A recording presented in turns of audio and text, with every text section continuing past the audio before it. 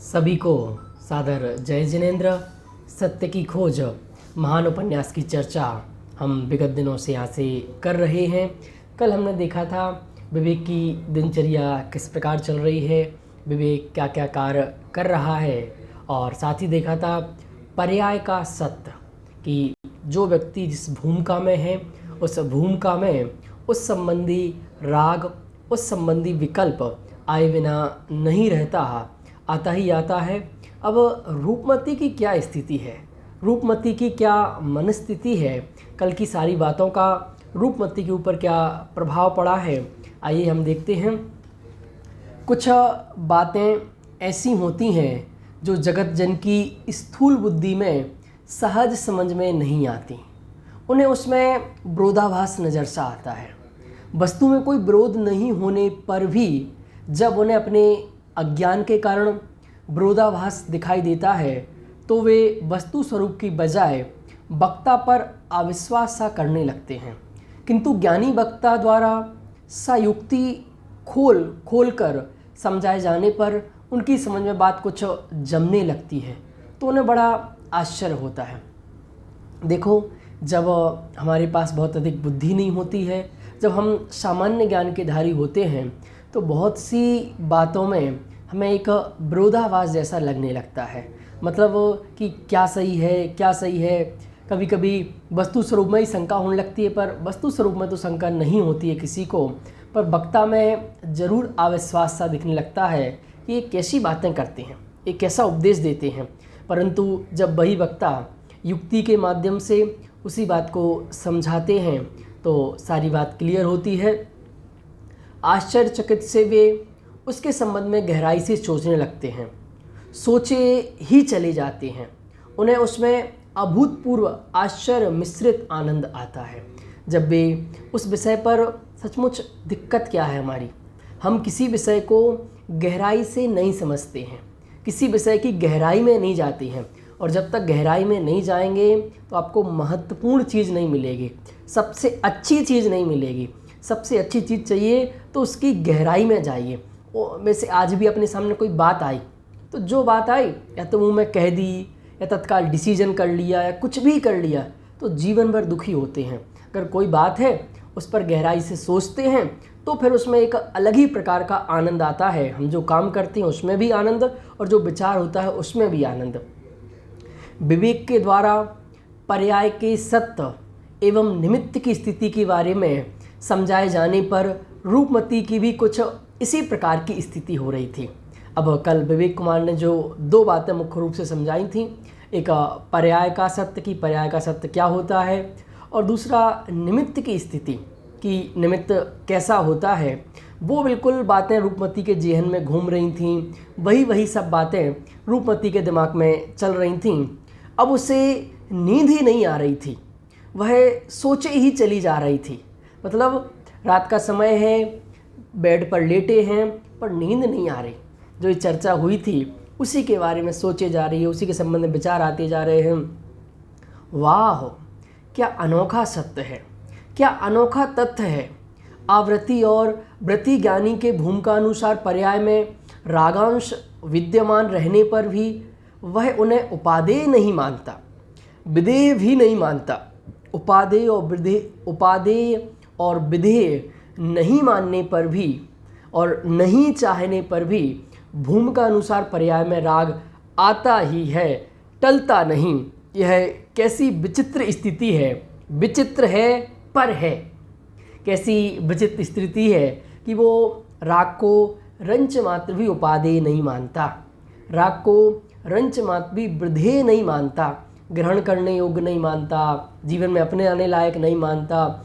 इसके बावजूद भी भूमिका के अनुसार पर्याय में राग आता ही है, उसे कोई टाल नहीं सकता। कैसी विचित्र स्थिति है, चाहते नहीं है फिर भी आता है। इसी प्रकार निमित्त होता अवश्य है पर मैं करता कुछ नहीं, यह बात भी कम विचित्र नहीं है। क्या बात, कौन सी एक विचित्रता और बड़ी ख्याल में आ रही कि निमित्त होता है, निमित्त के बिना कोई काम नहीं होता है, पर मैं कुछ करता नहीं है। क्या निमित्त होता है पर के अंदर कुछ भी करता नहीं है, यह बात भी कम विचित्र नहीं है। निमित्त होता है पर करता नहीं, करता नहीं पर होता है। राग होता है पर उपादेय नहीं, उपादेय नहीं पर होता है। रूपमती के दिमाग में बार बार यही विचार चक्कर काट रहे थे। इस विचित्रता के बारे में वह जितना सोचती उतना आनंदित होती जाती। क्या चल रहा था रूपमती के दिमाग में, क्या सोच रही थी, और जितना जितना सोच रही थी उतना उतना आनंदित हो रही थी। जो कल चर्चा की थी ना, निमित्त होता है पर करता नहीं, अगर यह बात समझ में आ जाए तो सारी दिक्कत ख़त्म हो जाए, सारी प्रॉब्लम्स, लाइफ की सारी टेंशन एक ही है कि निमित्त को कर्ता मानता है और उसको ही हटाने में फिर पूरी समय शक्ति लगाता है। नहीं, निमित्त होता है पर करता नहीं, करता नहीं पर होता है। क्या कितने सारे एग्जाम्पल दूं आपको समझाने के लिए? एक एग्जाम्पल काफ़ी है कि शास्त्र से ज्ञान होता है, ये निमित्त का कथन है। शास्त्र निमित्त मतलब जब जब भी आपको ज्ञान होगा निमित्त होगा, पर शास्त्र ने ज्ञान नहीं किया, ज्ञान तो आपके अंदर है, अंदर से प्रकट हुआ। करता नहीं पर होता है, पर जब जब भी आपको ज्ञान होगा वो किसी न किसी शास्त्र के आधार से ही होगा। वैसे ही राग होता है पर उपादेय नहीं, जो भूमिका होती है उस भूमिका के अनुसार ज्ञानी जीव को राग होता है, पर वो राग वो ग्रहण करने योग्य नहीं है, वो राग आश्रय करने योग्य नहीं है। उपादेय नहीं पर होता है। रूपमती के दिमाग में यही सब बातें बहुत चक्कर काट रही थी, और इन बातों के संबंध में मतलब अब मैंने तो बहुत ज़्यादा नहीं बताया आपको, पर आपको इन पर बहुत सोचना है। फिर से बोल दूं, निमित्त होता है पर करता नहीं, करता नहीं पर होता है। राग होता है पर उपादेय नहीं, उपादेय नहीं पर होता है। ये सब बातें उसके दिमाग में बार बार चल रही थीं। आनंद विभोर हो उक्त पंक्तियों को गुनगुनाने लगे। अभी तक तो उसके दिमाग में चल रहा था और उसके आनंद में खोई थी, पर अब तो वो गाने लगी, गुनगुनाने लगी।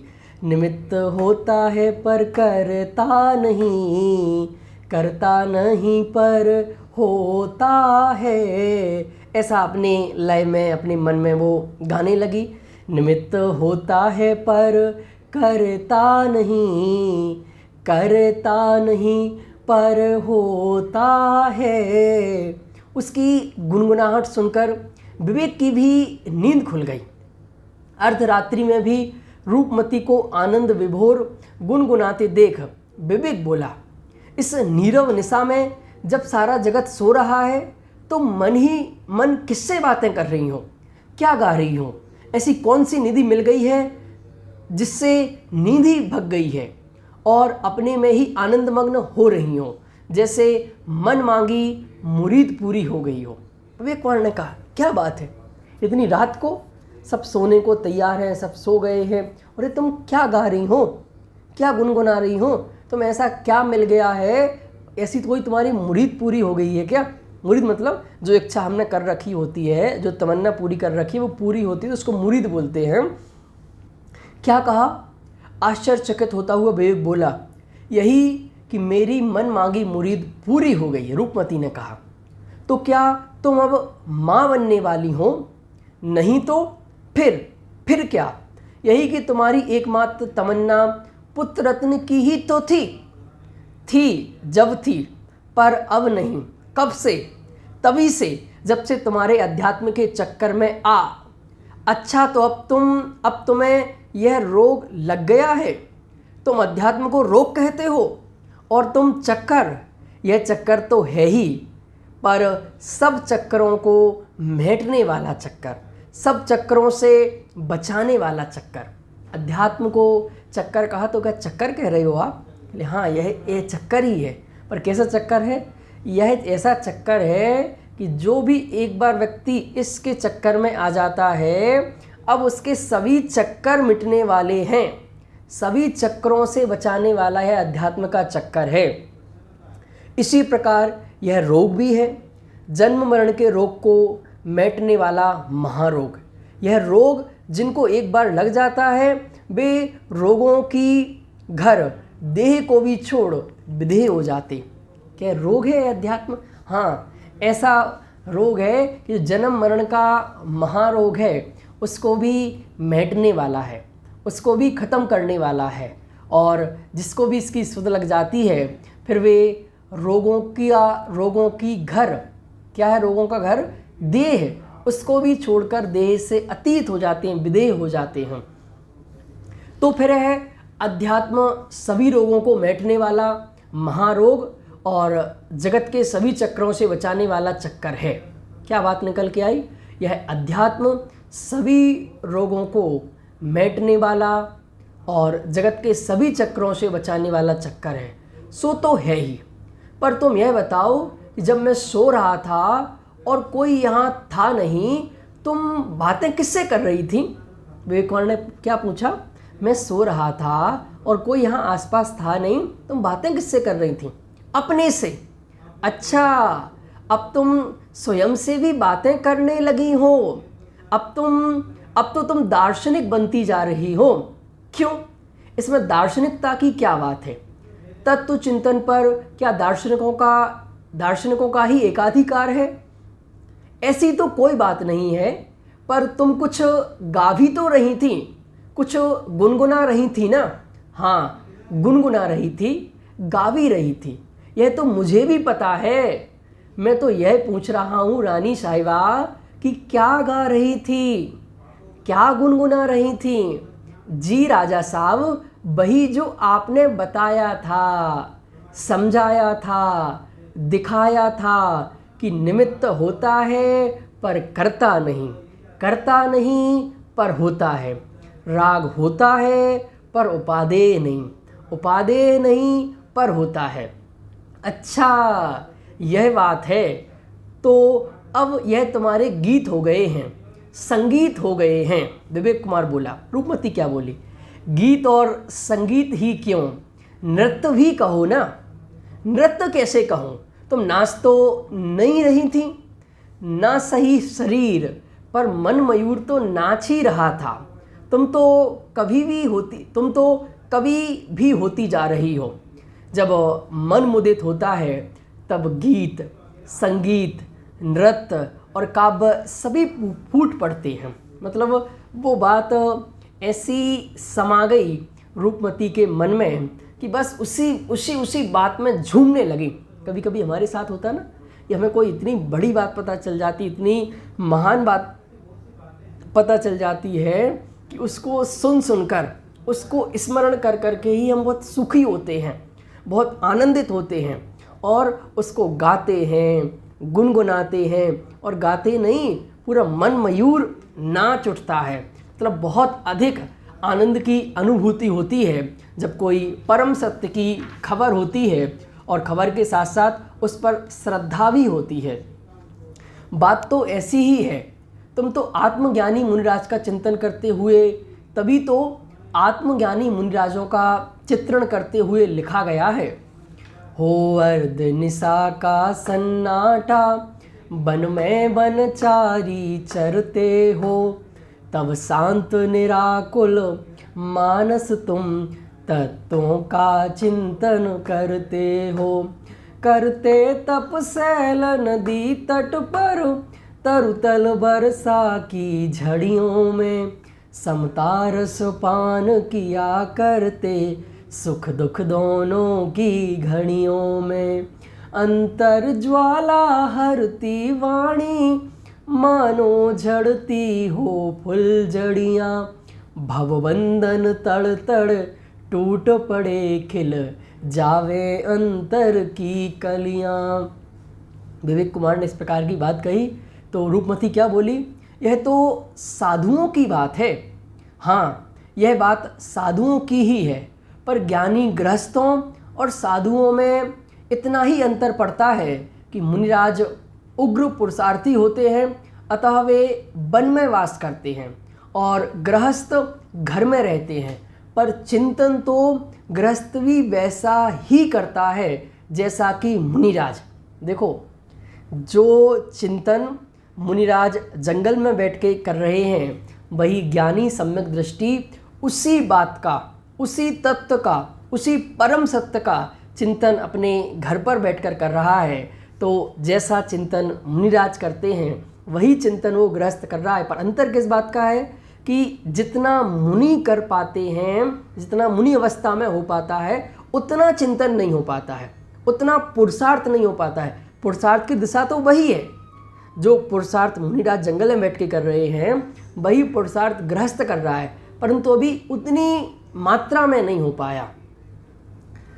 हाँ, यह बात अवश्य है कि गृहस्थों के वह गहराई कहाँ जो मुनिराजों के चिंतन में पाई जाती है, यह तो ठीक, पर हमारा नंबर अभी आत्मज्ञानियों में भी कहाँ आता है? क्या आत्मज्ञान में भी नंबर लगते हैं? रूपमती ने क्या कहा, आप तो इतनी महान बातें करने लगे हैं, पर अभी हमारा नंबर आत्मज्ञानियों में कहाँ आता है? हम तो सामान्य से गृहस्थ हैं। तो विवेक कुमार ने तत्काल जवाब दिया कि आत्मज्ञान में भी कोई नंबर लगते हैं, वहाँ कोई नंबर लगाने पड़ते हैं। मेरा तो यह कहना है कि हम तो सभी तत्वाभ्यास कर रहे हैं। यही समझ लो, जब तत्वाभ्यासियों की यह दशा हो जाती है तो तत्वज्ञानियों की क्या होती होगी, और बीतरागी मुनिराजों का तो कहना ही क्या। मतलब जब परम सत्व, एक जो तत्व का अभ्यास करने वाला, जो अभी उसको पढ़ने वाला, उसका जो लर्नर है, सीखने वाला, जिज्ञासु, उस तत्व ज्ञान के प्रभाव से इतना आनंदित है कि उसका मन मयूर नाच रहा है, उसका रोम रोम पुलकित हो रहा है, आनंदित हो रहा है। और जब वह तत्व ज्ञान तत्वज्ञानी हो जाएगा, उस तत्व ज्ञान के माध्यम से वो जीव तत्वज्ञानी हो जाएगा, तो क्या बात होगी। और जो मुनिराज उसको जी रहे हैं 24 घंटे, उनकी तो क्या दशा होगी। बात तो आप ठीक करते हैं, बस बात ही ठीक करता हूँ और सब भी ठीक ही करते हो। फिर तुमने बात तो ठीक करते हो ऐसा क्यों कहा?